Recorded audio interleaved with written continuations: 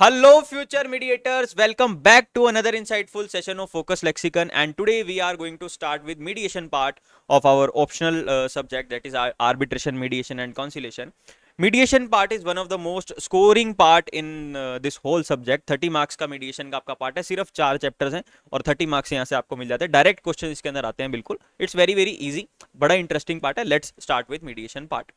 तो क्या कह रहा है जी, chapter number 13 mediation and introduction and its process along with rules. तो सबसे पहले कॉन्फ्लिक्ट क्या होता है जी.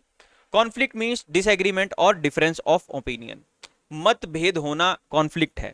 जब दो लोगों के विचार नहीं मिलते या दो संगठनों के विचार नहीं मिलते, इसको आप क्या कहते हैं सर, कॉन्फ्लिक्ट है. जैसे अगर कोई व्यक्ति हिंदू समाज से बिलोंग करता है तो वो कहता है कि सनातन धर्म जो है वो सबसे सर्वश्रेष्ठ है. वहीं अगर कोई व्यक्ति इस्लाम से बिलोंग करता है तो वो कहता है कि जो इस्लाम है वही सबसे सर्वश्रेष्ठ है. अब इन दोनों के बीच में क्या हो गया जी, कॉन्फ्लिक्ट ऑफ इंटरेस्ट हो गया. वो कह रहे हैं कि हम सर्वश्रेष्ठ है, ये कह रहे हैं कि हम सर्वश्रेष्ठ है. अब इनके बीच में कोई ना कोई ऐसा सेंट आ जाएगा, कोई ना कोई ऐसा सेजीज आ जाते हैं जो समय समय पे, जो क्या कहते हैं ज्ञानी लोग हैं जो समय समय पे आ जाते हैं. वो कहते हैं कि भाई तुम मत लड़ो इसके बीच में, दोनों एक ही हैं. वो कहते हैं कि दोनों एक ही हैं. वो टाइम टाइम पे ऐसी आवाज देते हैं कि दोनों एक ही हैं, आपको इस बारे में कभी लड़ना नहीं है. ठीक है जी. तो अब इस केस के अंदर उन्होंने आके इन दोनों की बात को सुलझा दिया. दोनों एग्री कर जाते हैं कि हाँ बहुत अच्छी बात है, बहुत अच्छी बात है, हमें सनातन धर्म भी बहुत पूजनीय है. और हिंदू कहते हैं कि भाई इस्लाम भी बहुत ही सत्कार के काबिल है. ठीक है, इस्लाम भी बहुत ही एक अच्छा धर्म है. हम अपनी अपनी प्रैक्टिस है लेकिन मंजिल सबकी एक ही है, सबने जाना वहीं पे. तो इस तरह से दोस्तों मीडिएशन हो जाता है कॉन्फ्लिक्ट ऑफ इंटरेस्ट. जरूरी नहीं है कि हर चीज को आपको मुकदमेबाजी और लड़ाई से ही रिजॉल्व करना है. कुछ चीजें तर्क करने से, कुछ चीजें रीजनिंग करने से, कुछ चीजें बातचीत करने से अगर कुछ चीज सॉल्व होती है तो हमें कोशिश करनी चाहिए कि वो बातचीत से सॉल्व हो जाए. इसके बाद अगर कोई डिस्प्यूट खड़ा होता है then that dispute shall go to court और आर्बिट्रेशन. अगर हम अपनी डेली लाइफ के अंदर भी बात करें, अगर किसी दो लोगों के बीच में कोई मतभेद हो जाता है, कोई डिफरेंस ऑफ ओपिनियन आ जाता है, कोई क्या कहते हैं किसी तरह के डिफरेंसेस आ जाते हैं, किसी तरह का डिस्टेंस आ जाता है, तो उसके अंदर क्या करते हैं सर लोग, अपने किसी बड़े के पास जाते हैं कि भाई देखो हमारी इस तरह की कोई लड़ाई हो गया, आप इसको बैठ के सुलझाओ. तो जो उनके बड़े होते हैं वो उनकी बात को सुलझाते हैं, बैठ के उनकी बात को सुनते हैं, उनकी बात को सुलझाते हैं कि आओ बैठ के बात करते हैं, देखते हैं कि क्या हुआ. तो जरूरी नहीं है कि हर चीज को आपको कोर्ट में ही लेकर के जाना है. अगर बात प्यार मोहब्बत से सुलझती है तो इससे तो अच्छी बात ही कोई नहीं है. तो कॉन्फ्लिक्ट का मतलब क्या होता है जी, arises due to incompatible aims, attitudes, beliefs और रिक्वायरमेंट्स. जब दो लोगों की या दो संगठनों की आपस में एम्स जो है वो इनकम्पैटिबल होते हैं, एटीट्यूड्स और बिलीफ अलग होते हैं, रिक्वायरमेंट्स अलग होते हैं, तो यहाँ पे कॉन्फ्लिक्ट अराइज हो जाता है. Influenced by social structure, cultural interaction and ideologies. अब हर व्यक्ति का अपना अपना आइडियोलॉजी, हर व्यक्ति का अपना अपना सोशल स्ट्रक्चर है, तो वो अपने हिसाब से सोचता है. हर एक व्यक्ति अपने हिसाब से सोचता है. जैसे छोटे छोटे बच्चे जब ग्राउंड में खेलते थे ना शाम को, तो जब वो ग्राउंड में शाम को खेलते थे तो जब शाम थोड़ी सी ढल जाती थी तो क्या था ना, ऊपर आसमान में चांद दिखने लग जाता था. तो अब बच्चे क्या है ना, बच्चे भाग रहे हैं. जो भी बच्चा भाग रहा है वो भागते भागते चांद को देख रहा है, उसको लग रहा है कि चांद मेरे साथ भाग रहा है. दूसरा बच्चा दूसरी डायरेक्शन में भाग रहा है, उसको लग रहा है कि चांद मेरे साथ भाग रहा है. तीसरा बच्चा तीसरी डायरेक्शन में भाग रहा है और चांद को देख रहा है, उसको लग रहा है कि चांद मेरे साथ भाग रहा है.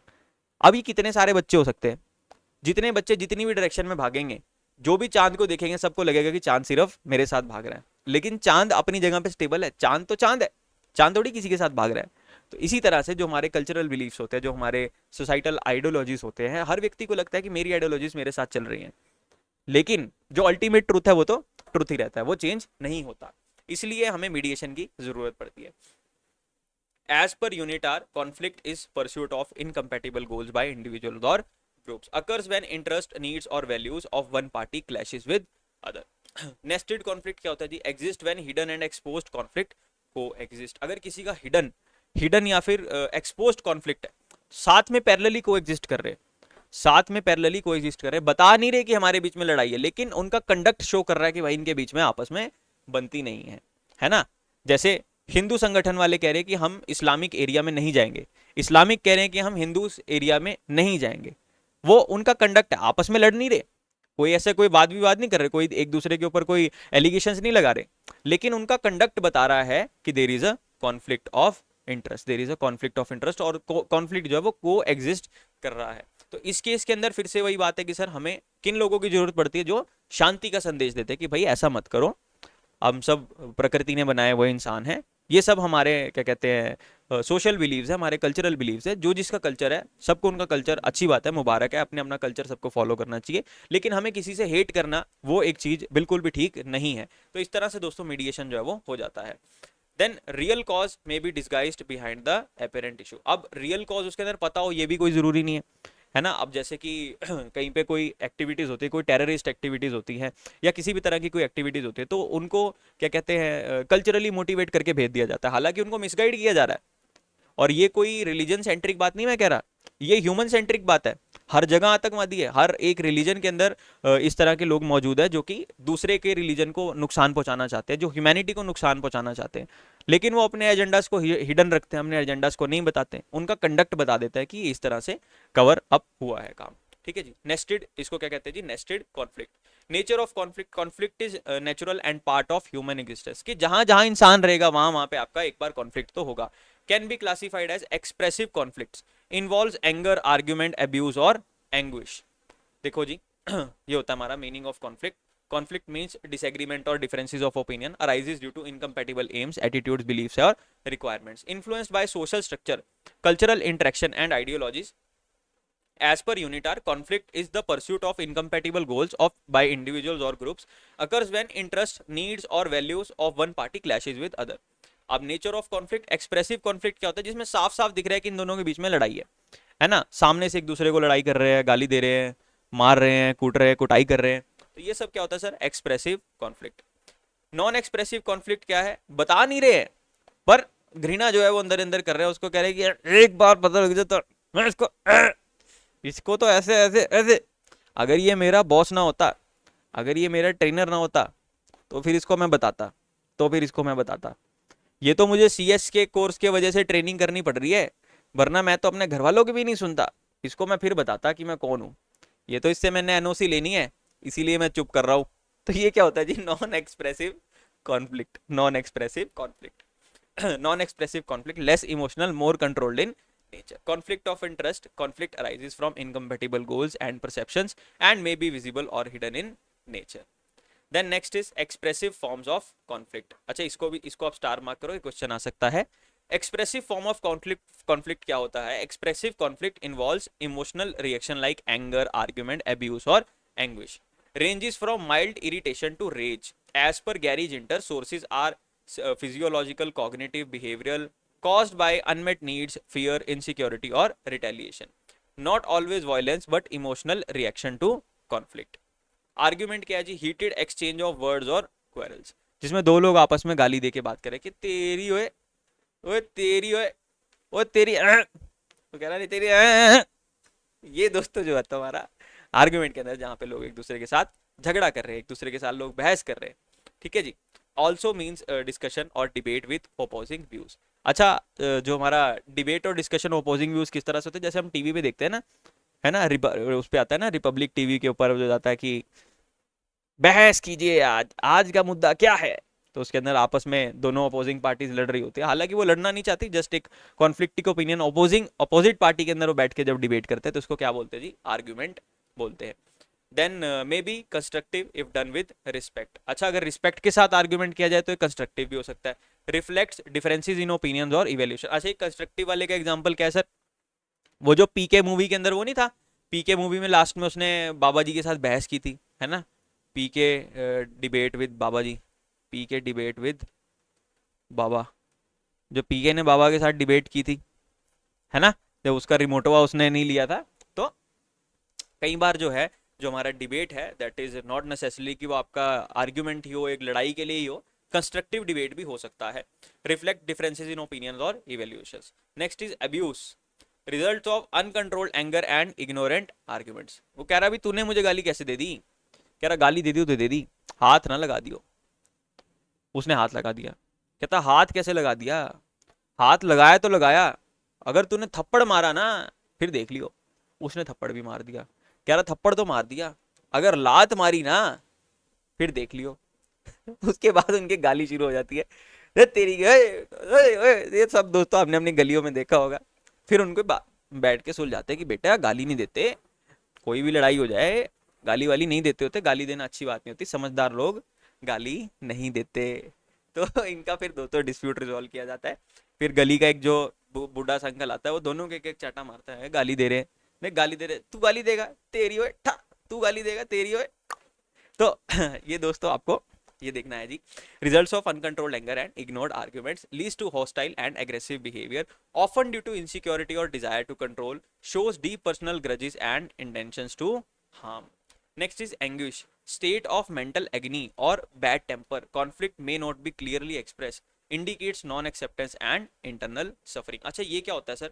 जैसे हमारे बॉस ने हमको कोई काम करने को कहा, हमको पता है काम गलत है, हमको पता है काम गलत है, हम नहीं करेंगे।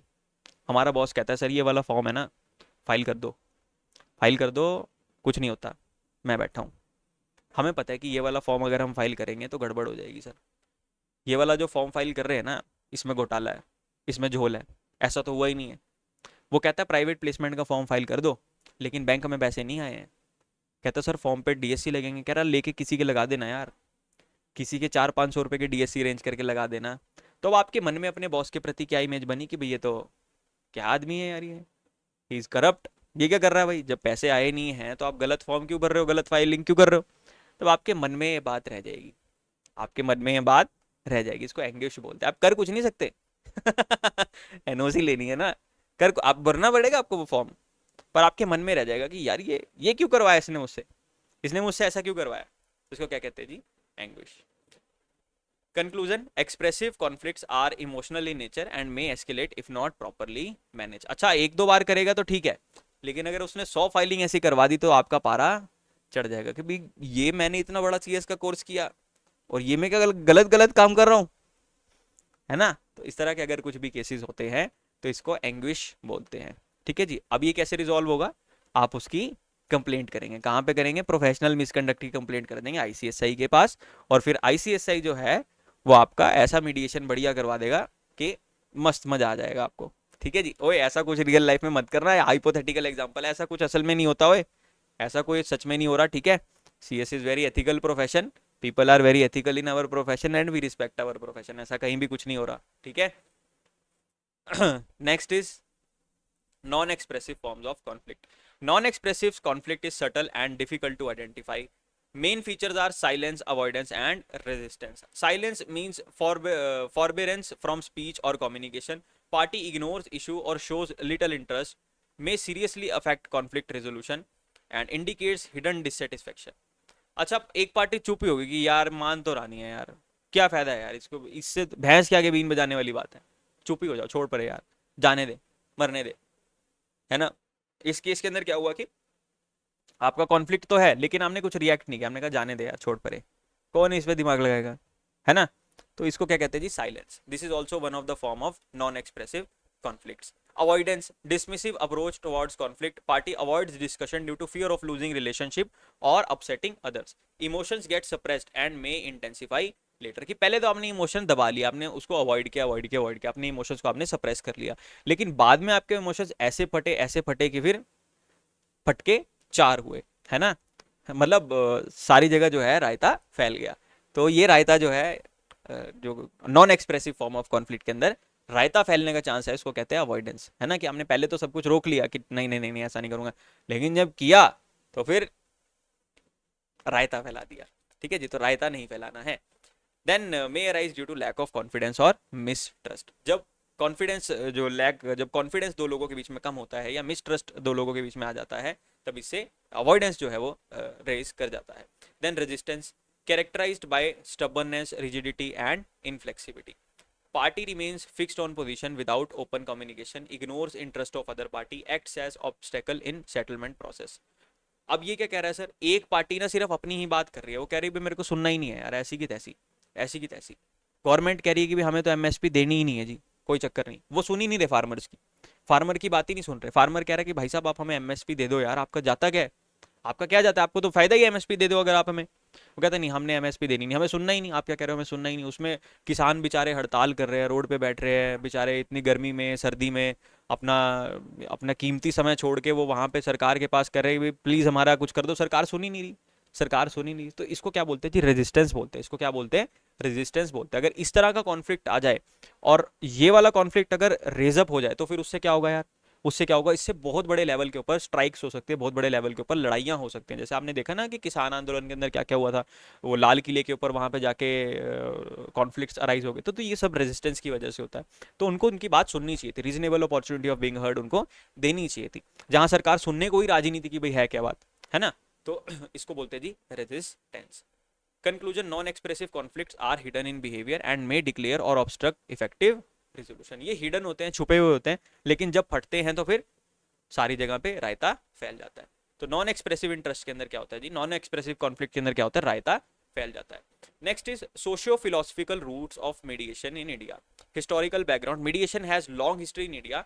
एंशियंट असेंबलीज और parishad shastrarth resolve the dispute through dialogue. पहले क्या करते थे ना, लोग कहते थे कि आओ बैठ के शास्त्रार्थ करते हैं, आओ देखते हैं कि शास्त्र इसके बारे में क्या कह रहा है, इसके बारे में धर्म की नीति क्या है, इसके बारे में शास्त्र नीति क्या कहती है। तो वो बैठ के अपना कॉन्फ्लिक्ट को रिजॉल्व करते थे, शास्त्रार्थ के थ्रू वो अपना कॉन्फ्लिक्ट को रिजॉल्व करने की कोशिश करते थे।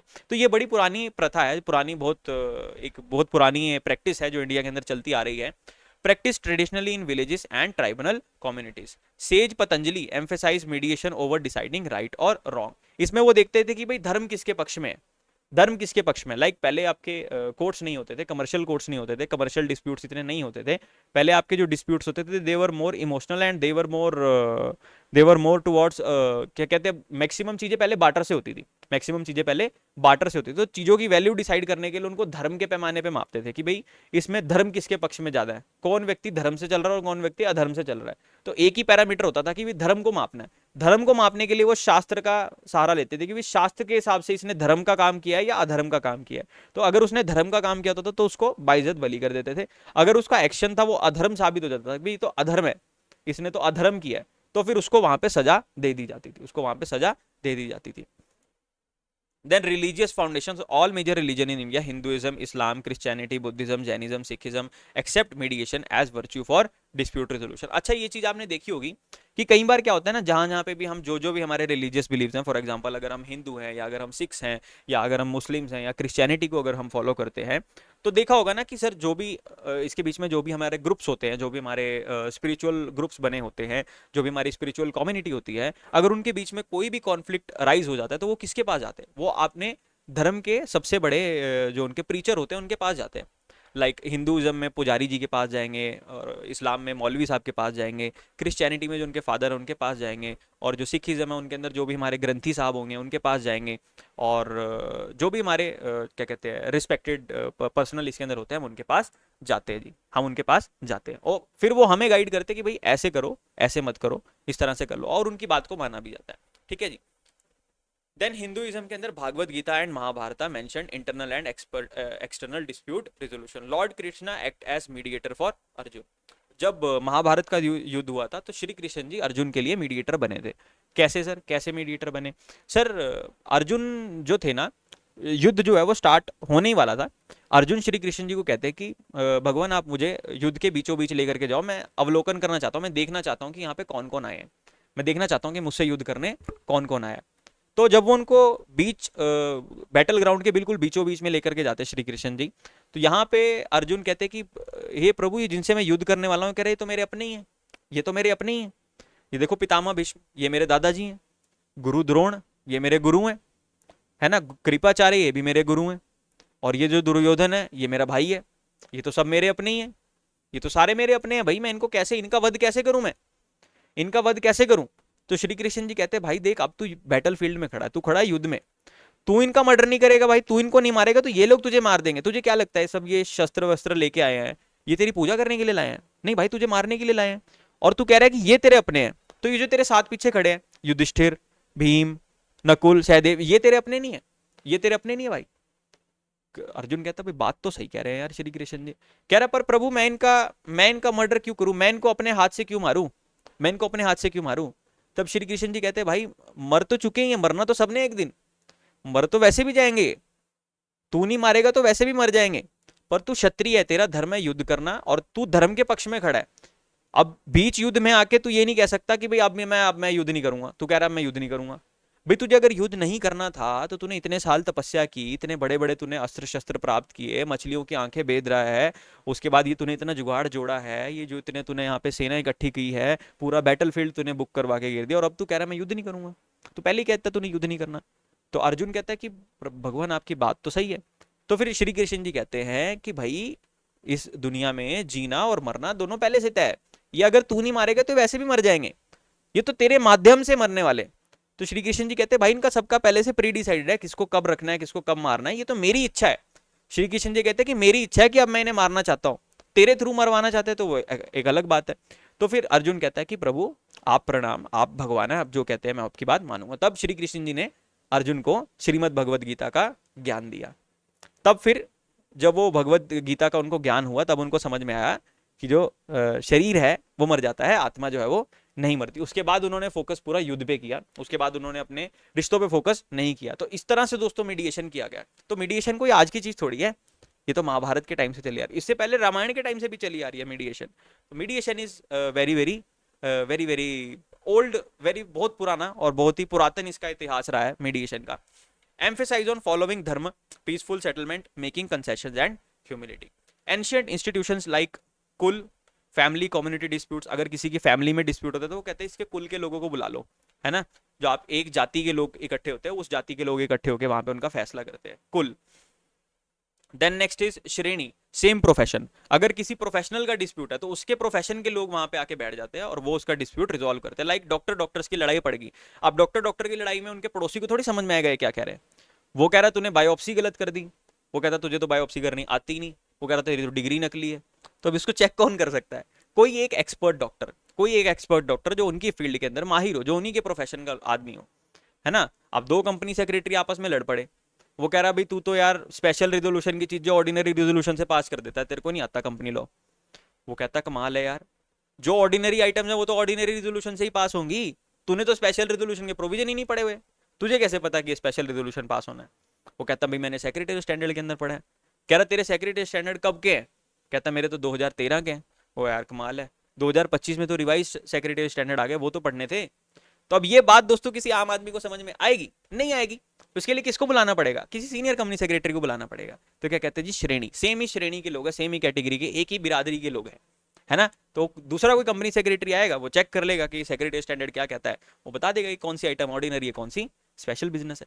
तो इसी तरह से दोस्तों third category is spook, same locality, आसपास की लोकेलिटी के लोग। अच्छा, कोई बाजार में किसी की दुकान थी, वहां पे लड़ाई पड़ गई, उसके आसपास के दुकानदार इकट्ठे हो गए कि भाई क्या बात है, ये मार्केट यूनियन हमारी है, ये हमारी मार्केट यूनियन है, हमारी मार्केट यूनियन में आके ऐसे कोई दंगा नहीं कर सकता, हमारी मार्केट यूनियन में आके ऐसे कोई दंगा नहीं कर सकता, कोई हाथ भी लगाएगा दुकानदार को तो हम सारे दुकानदार एक साथ इकट्ठे हो जाएंगे। तो कहते हैं जी सेम लोकेलिटी, ये आपके मोहल्ले पड़ोस में, आपके गली पड़ोस के लोग, ये सब आपकी सेम लोकेलिटी के अंदर। देन परिषद, पंचायत। अच्छा, इससे भी अगर आपका मैटर एस्केलेट हो जाता है तो मैटर कहाँ जाता है जी, आपका पंचायत के पास जाता है। मैटर कहाँ जाता है? आपका पंचायत के पास मैटर जाता है। पंचायत जैसे कि आपकी गांव के लेवल पे पंचायत होती है, शहर के लेवल पे आपकी म्यूनिसिपल कमेटी होती है, तो वहां पे आपका मैटर जो है वो एस्केलेट कर दिया जाता है। ठीक है जी। बुद्धिज्म के अंदर क्या कह रहे हैं जी? Promotes mediation as wisest method of problem solving. Buddha wisdom comes from mediation, focus is on awareness, present moment and peaceful resolution. तो बुद्ध क्या कहते हैं इसके अंदर? बुद्ध क्या कहते हैं जी? बुद्ध कहते हैं कि मीडिएशन का मतलब है ना, आप शांति से बैठ के अगर कोई बात को सुलझा सको तो उसको बैठ के शांति से आपको बात को सुलझाना चाहिए। Mediation is one of the peaceful methods of resolving your dispute. अगर सुख शांति से अगर आप कोई बात बैठ के समझ के अगर बात सॉल्व कर सकते हो तो बैठ के सॉल्व के बात कर लो यार। जरूरी तो नहीं है कि गद्दा मुक्का ही करना है, जरूरी तो नहीं है कि थप्पड़ मार के ही आपको शांति आएगी, है ना। आप गांधी जी कह रहे थे भी कोई एक थप्पड़ मारे दूसरी गाल भी आगे कर दो, कह रहे भाई तुम पहले बात तो कर लो, तुम थप्पड़ थपड़ाए पे आगे सीधा बात तो कर लो। हाँ, अगर कोई थप्पड़ मारता है फिर बताओ उसको अच्छे से, पर जब तक कोई थप्पड़ थप्पड़ किसी ने नहीं मारा तो बैठ के बात कर लो ना यार। आप गाल क्यों आगे कर रहे हो? आप मुंह आगे करो, बात करो, पूछो भाई क्यों मारा, भाई क्या हो गया, ठीक है, पूछ तो लो ना कि लड़ना चाहता है या वैसे ही मार दिया है ना। तो दोस्तों इस तरह से जो है पीसफुल सेटलमेंट की बात करता है mediation. Conclusion, mediation in India has deep socio philosophical roots grounded in religion, ethics, dharma and community based dispute resolution traditions. Roots of mediation in Islam. Concept of Sulh. Islamic jurisprudence, Sulh means compromise or settlement. Aim is to remove hostility and maintain peaceful relations in the society. अच्छा, आपने सुना होगा ना कि चलो भी तुम्हारी सुलह करवा देते हैं, तुम्हारी सुलह करवा देते हैं। तो इस्लाम के अंदर क्या होता है ना दोस्तों, like Islam is all together, मतलब इस्लाम की जो इंटरप्रिटेशन है they are very complex. A normal people, normal lay man को can not understand Islamic interpretations. उसके लिए आपको एक इस्लामिक स्कॉलर चाहिए, आपके मौलवी साहब भी हो सकते हैं, या आपके कोई और जो इस्लामिक स्कॉलर्स हैं जो इस टॉपिक को स्टडी करते हैं, जिनको अच्छे से इस चीज़ की इंटरप्रिटेशन पता है, वो लोग इस्लामिक लॉज के हिसाब से, वो लोग इस्लामिक जो आपका इस्लामिक ईमान है उसके हिसाब से वो अपना रेजोल्यूशन प्रोवाइड करते हैं कि ये इस्लामिक प्रिंसिपल्स को कॉन्ट्राडिक्ट ना करे, है ना। अब कोई normal human being Islamic perspective से उनको सॉल्यूशन नहीं दे पाएगा, है ना। उसको इस्लामिक पर्सपेक्टिव से सॉल्यूशन देने के लिए उनको एक इस्लामिक स्कॉलर चाहिए। तो इनकी क्या कहते हैं इंटरप्रिटेशन होती हैं बहुत ही कॉम्प्लेक्स होती हैं, वो एक सिर्फ इस्लामिक स्कॉलर ही समझ सकता है। तो जब भी किसी दो मुस्लिम कम्युनिटीज के अंदर या फिर किसी मुस्लिम के दो मुस्लिम पर्सन के अंदर अगर कभी भी कोई कॉन्फ्लिक्ट अराइज होता है, तो वो अपने इस्लामिक स्कॉलर्स के पास जाते हैं या अपने किसी इस्लामिक मौलवी साहब के पास जाते हैं, जो उनको इस चीज़ का सॉल्यूशन देते हैं as per the Islamic interpretation, जो भी उनकी डीप इस्लामिक इंटरप्रिटेशन है उसके हिसाब से वो सॉल्यूशन देते हैं कि हमारा ईमान को कॉन्ट्राडिक्ट ना करे, इससे हमारा जो ईमान है वो कॉन्ट्राडिक्ट नहीं होना चाहिए। बाकी फिर वो इस हिसाब से अपना रिजोल्यूशन प्रोवाइड करते हैं। Role of hakam, dispute resolve through an ad hoc mediator called hakam. तो जो इनका डिस्प्यूट रिजॉल्व करता है उनको क्या बोलते हैं जी, हाकम बोलते हैं। जो भी व्यक्ति इनका डिस्प्यूट रिजॉल्व करने आएगा, जो भी इस्लामिक स्कॉलर आएगा, उनको क्या बोलेंगे जी, हाकम। हाकम बोलते हैं इसके अंदर उनको। Usually a respected religious person, kahin और clergyman. Practice during Prophet's time, Prophet facilitated mediation in Medina. Example, creditors accepted half payment in lump sum instead of full amount in installments. Shows practical application of mediation. अच्छा, आपको पता है कि जो Islamic banking होती है उसके अंदर ब्याज लेना जो है that is considered as a sin. उसको सिन ट्रीट किया जाता है कि आपने ब्याज नहीं किसी से भी लेना, है ना। वो उनका जो ईमान है उससे वो कॉन्ट्राडिक्टरी होता है कि आपने किसी से भी अगर आपने इंटरेस्ट ले लिया तो दैट इज हराम। तो इसके अंदर इन्होंने बहुत क्लियर इंटरप्रिटेशन है कि क्या चीज़ आपके लिए इस्लाम के हिसाब से क्या चीज़ हराम है और क्या चीज़ आपको जो है वो एक्सेप्टेबल है। तो उस हिसाब से जो है इसके अंदर हाकम जो है वो डिसाइड करता है कि किस तरह से आपका मीडिएशन का रिजोल्यूशन होगा। Quranic support, Holi Quran contains versus encouraging mediation for dispute resolution, promotes unity and reduces tribal conflicts among Muslims. Preference over litigation, Islamic laws shows aversions to binding third party adjudications like arbitrator or litigations, emphasizing on voluntary and amicable settlements. Mediation sulah holds a strong religious and social foundation in Islam, promoting harmony and peaceful settlement of disputes. तो जितने भी Islamic Nations के अंदर या Islamic communities के अंदर जो भी बहुत बड़े कॉन्फ्लिक्ट्स होते हैं, उनको होली कुरान के हिसाब से जो है वो रिजॉल्व किया जाता है। होली कुरान के वर्सेस के हिसाब से उनको रिजॉल्व किया जाता है, उनको जनरल लॉ से सॉल्व नहीं किया जाता। जो भी देश में जो भी प्रिवेलिंग जनरल लॉज होते हैं उनसे उनको हटके इस्लामिक लॉ के हिसाब से रिजॉल्व किया जाता है। ठीक है जी। Then development of mediation in India. Pre-independence era, India followed the panchayat system for village dispute resolution. Neutral elders, panchas and panch parmeshwar settle the dispute. Business communities used mahajans for non-binding mediation and arbitration. अब क्या था sir, जो आपके गांव देहात के अंदर पहले डिस्प्यूट्स होते थे उनको पंचायत के थ्रू रिजॉल्व किया जाता था। 5-6 लोग उसके अंदर बैठते थे पूरे के पूरे, और वो अपना एक ओपिनियन देते थे कि इस तरह से जो है इसको रिजॉल्व कर। आपने देखा होगा यार मूवीज के अंदर कि पंचायत इकट्ठी होती थी। आज भी गांव के अंदर काफी जगह पे आज भी पंचायत एग्जिस्ट करती हैं। जो भी बच्चा गांव से अगर है तो उसको पता होगा कि पंचायत का क्या रोल रहता है। ठीक है जी। Then business communities used mahajans for non binding mediation communication. जो बिजनेस कम्युनिटीज थी उसके अंदर कौन लोग डिस्प्यूट रिजॉल्व करते थे, महाजन लोग जो है वो डिस्प्यूट रिजॉल्व करते थे। Then statutory recognition, Legal Service Authorities Act 1987 gave statutory status to लोक अदालत। Awards of Lok Adalat given status to civil court decree. जो लोक अदालत की जो डिक्री है that is consider as good as a civil court decree. अच्छा, लोक अदालत में भी दोस्तों मीडिएशन ही होता है, लेकिन लोक अदालत is not governed by your mediation act. लोक अदालत is governed by your legal service authorities act. Legal service authorities act. लोक अदालत के अंदर कौन कौन से मैटर जाते हैं आपके, या लोक अदालत के अंदर ना जितने भी आपके सिविल नेचर के डिस्प्यूट्स है जहां पे कॉम्प्रोमाइज की क्या कहते हैं गुंजाइश है, वो सारे मैटर्स आपके लोक अदालत में चले जाते हैं। और कुछ ऐसे मैटर्स भी लोक अदालत में चले जाते हैं। फॉर एग्जांपल, आपको किसी अथॉरिटी ने चालान इशू कर दिया, आपको रोड ट्रांसपोर्ट का एक चालान इशू होकर के आ गया, आप उस चालान को पे करना चाहते हैं लेकिन आप अपनी माफी मांग रहे हैं कि भाई मैं माफी मांगता हूं, मेरे से गलती हो गई, इस चालान को थोड़ा सा कम किया जाए। तो लोक अदालत के अंदर जाके आप उस चालान की वैल्यू कम करके उस चालान को भर सकते हैं कि भाई मैं अपनी गलती मान रहा हूं, आप मुझे इसकी कम पेनल्टी आप मुझे इसकी अवार्ड कीजिए। तो वहां पे लोक अदालत के अंदर इस तरह के मैटर जो है वो रिजॉल्व हो जाते हैं। अच्छा, दो पार्टीज के बीच में अगर कॉम्प्रोमाइज डीड बनवानी हो तो वो भी लोक अदालत से आप कॉम्प्रोमाइज डीड इफेक्ट करवा सकते हैं। अगर दो पार्टीज के बीच में किसी प्रॉपर्टी को लेकर के डिस्प्यूट है, दोनों पार्टीज एग्री करना चाहते हैं किसी एग्रीमेंट के ऊपर, तो वो एग्रीमेंट भी आप लोक अदालत के अंदर लेकर के जा सकते हैं। अच्छा, कंपनी लॉ में भी आप लोक अदालत जा सकते हैं। ये आपको मैं थोड़ी सी नई बात बता रहा हूँ। कंपनी लॉ के अंदर भी आप लोक अदालत जा सकते हैं। अब कंपनी लॉ के अंदर लोक अदालत आप कब जा सकते हैं सर? आपका कोई मैटर है जो कि जो कि एक कंपाउंडेबल मैटर है, छोटी सी कोई फीस का मैटर हो सकता है, किसी आपका चलान का मैटर हो सकता है। अगर वो चलान आपको लगता है कि वो जो पेनल्टी आपके ऊपर रेगुलेटरी बॉडी ने लगाई है वो not justified, that is not justified, तब आप लोक अदालत जा सकते हैं। कहीं भी रिस्ट्रिक्शन नहीं है, आप लोक अदालत उस चलान को लेकर के जा सकते हैं। अगर आपके पास कोई नोटिस इशू हो गया, अगर आपको लगता है कि जस्टिफाइड नहीं है और आरओसी आपकी बात नहीं सुन रहा, तब आप लोक अदालत का दरवाजा खटखटा सकते हैं। हमने भी अपनी केस के अंदर एक इस तरह का कुछ सॉल्यूशन किया था, तो वहां से हमें लोक अदालत से काफी वो अमाउंट जो है वो रिड्यूस होके मिल गया था। ठीक है जी। Arbitration and conciliation act distinguish between mediation and conciliation, provides legal framework for conciliation, clarified that mediator and conciliator are not identical in role.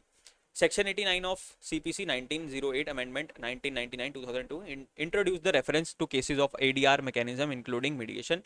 In Salem Advocates Bar Association versus Union of India, Supreme Court made referral to ADR mandatory in appropriate cases, landmark step in promotion of mediation. Then institutional development, formation of mediation and conciliation committee, Justice R.C. Lahoti, establishment of permanent mediation center, 30 Hazaris, Kakarduma, Patiala, etc. Continuous judicial support strengthen the mediation framework. Mediation in India evolved through traditional panchayat system to structured court-supported ADR mechanism through legislative reforms and judicial initiatives. Sir ये क्या कहना चाह रहा है?